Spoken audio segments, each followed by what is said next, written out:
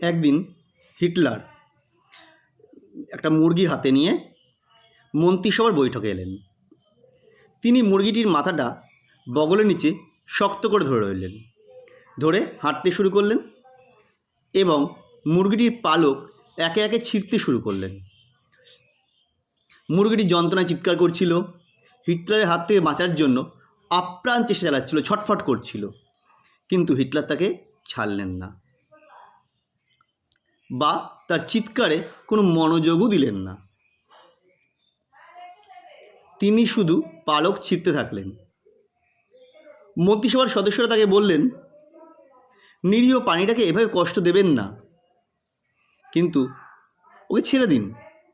কিন্তু হিটলার কারোর কোনো কথা শুনলেন না।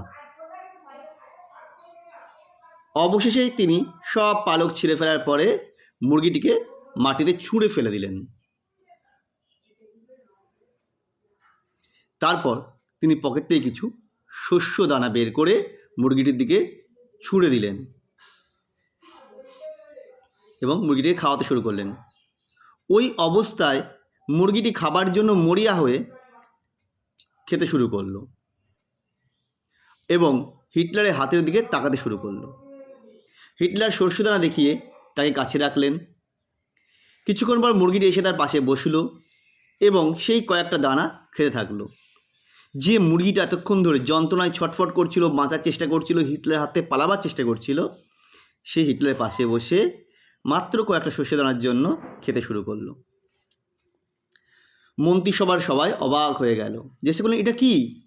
হিটলার উত্তর দিলেন, ভোটাররা আমাদের ঠিক এমনই। 4.5 বছর ধরে আমরা তাদের পালক ছিঁড়ি আর তারপর শেষ 6 মাস তাদের কয়েকটা দানা ছুড়ে দিই। তো গল্পটা কোনো উদ্দেশ্যপ্রণোদিত নয়। আপনার যদি ভালো লাগে লাইক করবেন, শেয়ার করবেন। আবার দেখা হবে এই চ্যানেলেই নতুন গল্পের সাথে।